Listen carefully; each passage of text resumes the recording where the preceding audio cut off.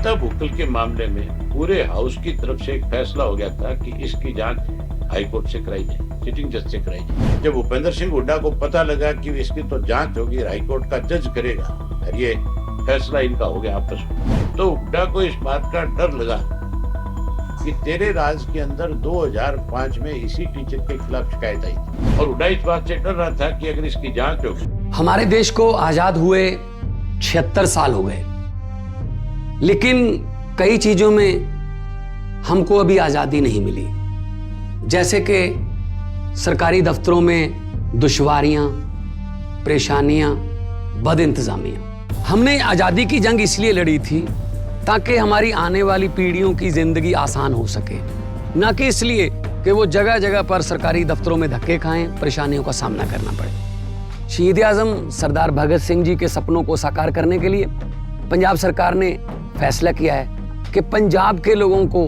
अब सरकारी दफ्तरों के चक्कर नहीं लगाने पड़ेंगे, बल्कि सरकारी दफ्तर खुद चल के लोगों के घर पर आएंगे। अब सरकारी दफ्तरों के चक्कर काटने की जरूरत नहीं, बस डायल करें 1076 और सरकारी सुविधाएं अपने घर पर ही पाएं।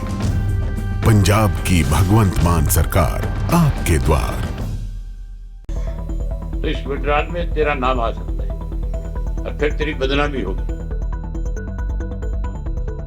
गीता भुक्कल के मामले में पूरे हाउस की तरफ से एक फैसला हो गया था कि इसकी जांच हाईकोर्ट से कराई जाए, सिटिंग जज से कराई जाए। और जब एक बात तय हो गई थी, उसके बाद फिर जब भूपेंद्र सिंह हुड्डा को पता लगा कि इसकी तो जांच होगी, हाईकोर्ट का जज करेगा और ये फैसला इनका हो गया आपस में, तो हुड्डा को इस बात का डर लगा कि तेरे राज के अंदर 2005 में इसी टीचर के खिलाफ शिकायत आई थी।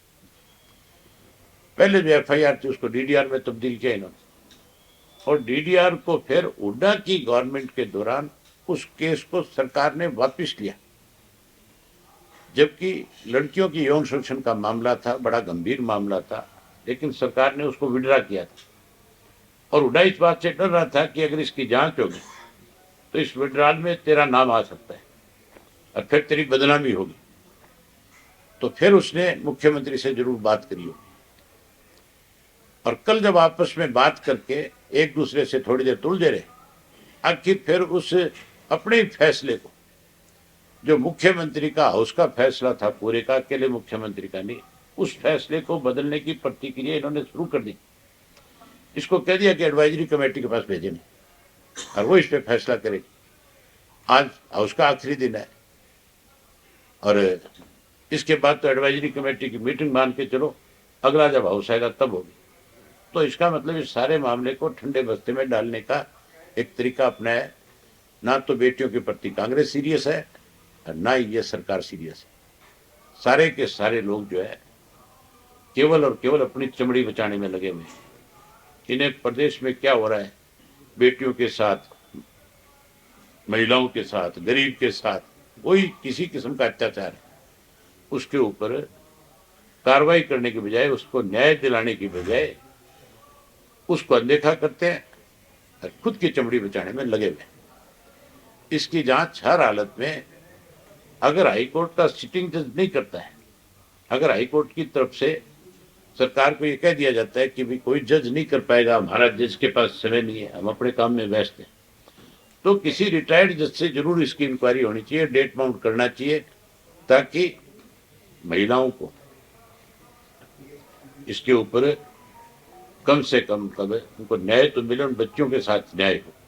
हमसे जुड़े रहने के लिए हमारे YouTube चैनल को सब्सक्राइब करें और नई वीडियो की नोटिफिकेशन के लिए बेल आइकॉन को दबाएं। अगर आप ये वीडियो Facebook पर देख रहे हैं तो लाइक जरूर करें और ज्यादा से ज्यादा शेयर करें। धन्यवाद।